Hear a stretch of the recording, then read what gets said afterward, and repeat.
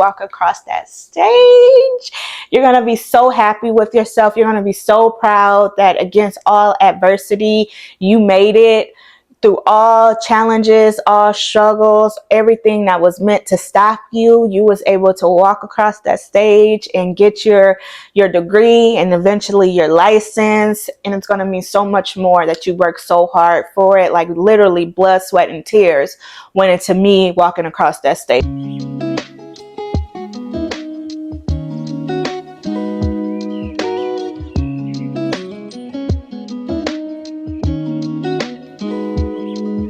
Hi YouTube family, and welcome back to another video with Nursing with Ashley. And I think I'm going to start calling my nursing related videos the nursing series or something like that. So welcome back to another video. Happy New Year. And with the new year and this new spring semester, there's going to be a lot of new people starting nursing school. So today's video is going to be for my nursing students, you know, just to give them a little bit of support and love. And today's topic is going to be how to manage working, or if you have any other responsibilities like a full-time caregiver, anything like that while you're in nursing school. And I'm going to be so upfront and honest that when I first started nursing school, on my first day of nursing school, they told me point blank period that if you have a full-time job, you might as well just quit nursing school at this point. And I'm going to be talking from a perspective of doing the traditional BSN nursing program or nursing track. I know there's a lot more diverse nursing programs out there now that's catered to adult learners and that have classes after hours or this and that. But that traditional BSN program is a beast, and they're right. It wasn't created with real people or real people lives in mind when they create the curriculum for those programs. Anyway, so I'm going to jump right into my tips on how to survive nursing school while working, or if you have any other responsibilities. And really this can apply to any nursing student. If you play a sport or whatever, if you have a life outside of nursing school, I feel like you can take something away from this video. And my story was I actually worked multiple jobs while I was in nursing school. Before I started nursing school, so my freshman year, my mom was like, I don't want you to work at all. So freshman year, I did not have a job, but I quickly learned that that isn't my reality. Like my mom wasn't able to support and provide for me on one income and still take care of her household. So pretty much while I was all throughout my college career, I took care of myself. My mom helped pay my cell phone bill, and then my grandfather actually got me a car. So I'm so thankful for my village. But other than that, I was responsible for car insurance. I was responsible for eating. I was responsible for books. I was responsible for clothing. I was responsible for hygiene items. And some of y'all might think, well, you are over the age of 18. That should be your responsibility. But the reality is when you're in college, you still are like a baby adult for real. You still a baby adult. And I feel like if you do have that extra support and don't have to worry about a job, I would say don't worry about a job until it's absolutely necessary while you're in school. But if you were in the same boat as me, let's just get into it. So yeah, freshman year, I didn't have a job. Sophomore year, I worked as a pharmacy tech and I did private duty nursing or a nursing aide, and the commute back and forth was just too much, and I didn't have a reliable car. My car broke down at that time. I was also a behavioral health tech right before nursing school, but that didn't last long. And then I got into nursing school and they require you to get your CNA license. So at that point, I got a job. I got my CNA license, and then I got a job working inpatient on a hospital floor, which was ultimately the position that led me to my nurse extern position, which led me to my first nursing job inpatient on a med-surg floor. So I was pretty thankful for that. And then also while I was being a CNA for throughout nursing school. I also worked at a homeless shelter on nights, and that job was really flexible, and I was able to make my own schedule. And it was only open, it was a women's shelter, it was only open from October to April. So technically during the school year I worked 2 jobs usually, so I kept a job. First tip is choose the right job. So what I mean by that, I would say my first recommendation is try to choose a job in the specialty that you want to do. So if you know for sure you want to do OB, try to see if you can find a job as an OB tech. Or if you know you want to do ED or the emergency room, try to find a job that's in the ED. So as an ED tech, as a scribe. If you know you want to do, any other specialty, try to find a job that matches that specialty, because there's nothing like that hands-on experience that you can get and you can see and watch the nurses like, oh, this is a major part of her job that I did not know. Being in OB is that I have to do a lot with the relationship of the mom and her well-being, not just the baby. If you're like, I really just want to deal with babies, you kind of follow what I'm saying? But if that is not possible, do what you know. I'm never going to knock somebody if you got to do retail, if you got to bust some tables, if you got to do Amazon Flex, Uber, Lyft, whatever you have to do. That wasn't a big thing when I went to college, or not in the college town that I was in. So those weren't an option for me. But if you can, I would say do it however you have to do it. And just remember, it's a stepping stone. It's not your last destination. No matter how the people on the job make you feel, the customers, the manager, none of that matters. Use that as a stepping stone, and you are gaining really necessary skills in those other jobs that you feel like it's not related, because it's all destined, right? So whatever customer you run into and you're dealing with them and you're seeing that, oh, they have some mental health conditions, and you're learning how to service them still and meet them where they're at, that's a necessary skill that you're going to need while you're a nurse. So do what you have to do, learn what you can for each job, but my first recommendation is trying to find a job that's in a specialty that you would like. My second, and then I wanted to use my experience as an example. So I started off working as a CNA on a med surg floor. And once I got to my last semester in nursing school in my state, we can become nurse externs, where we work under the license of the nurse or under a nurse license. So we can do more things. It kind of is like clinical, so we can pass meds. We can go in there and do nursing assessments. We're still under their license. We can chart to a certain extent. It's just like clinicals, but you're under a nurse license and you get paid for that work. And that led me to my position, my first nursing position on that same med surg floor. So again, if you can, they usually are willing to work with you. If you get into a specialty or you get on the floor that you really like, they're willing to work with you and promote you and hire you as a nurse, because they really, they know your skill sets, they know your work ethic, and it's an easy transition versus them going out hiring a nurse and training her and to the culture and spending so much time and resources on her, versus you, where you already know the culture, the floor, where things are at. You just need to learn your nursing skills, if that makes sense. My second tip is that to always remember school comes first. So try to work as little as possible. And me even saying that, I kind of cringe at it, but because it was hard. It's so hard. It's so easy for me to sit and say that now, and y'all probably thinking that too, but it's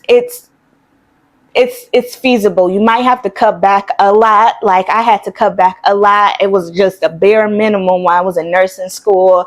And it's harder too now, because you got TikTok, you got Instagram, and even when I was in school, but I feel like even more now, because everybody's living a soft life. Everybody's traveling everywhere. So you get sucked into that. And then TikTok Shop, Amazon, like you can just buy anything at the touch of a flick of a wrist. But really try to cut back and work as little as possible. Like if you can get by working part-time or only working weekends, try to do that if you can, because at the end of the day, school comes first. And so if you're prioritizing working an extra shift because you want a new pair of shoes, or working an extra shift so you can pay off this afterpay bill, like it starts to add up and it starts to affect your school. And you got to remember, you don't want to be working these jobs for the rest of your life. You want to be a nurse, so that comes first.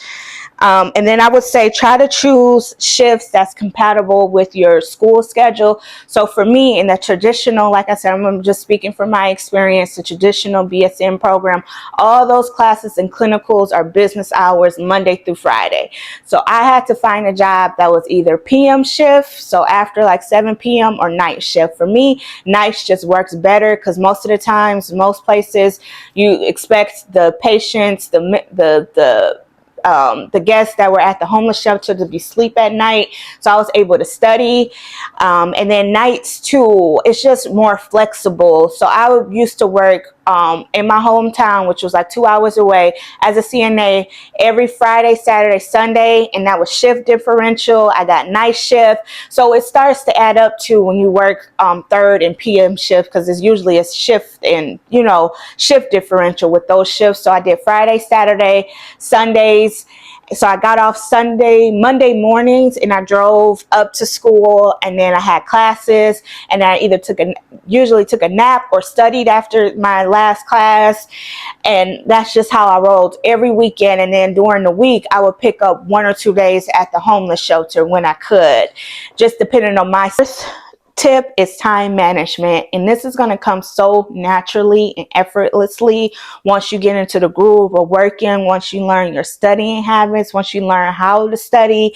This is going to become so natural to you, and it's probably second nature, something that you won't even think about. But time management is so important if you planning to work, if you're planning to play a sport, if you have kids, if you have a life outside of nursing school. It's so important.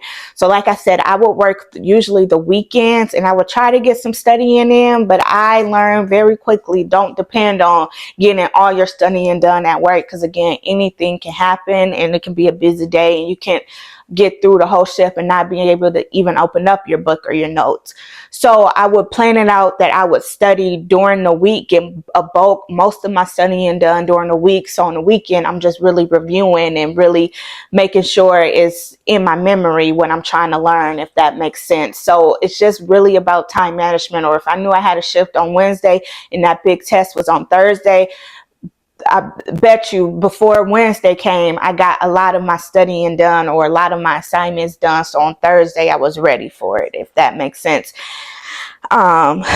So yeah, be a good communicator with your employer. Like, life happens, stuff happens, things out of your control happens, and you just need to be a good communicator and be reliable. Do what you need to do, so when things do come up, they'll be like, okay, that's out of her character for her to like miss or have to call in to work. So we're gonna work with her or work with him. And don't be afraid. Don't feel like, oh, I picked up the shift, or I'm scheduled to work this shift and I gotta work it, even though I know I got this big major test that my grade is dependent on. No, if something like that really does come up, like I said, school comes first.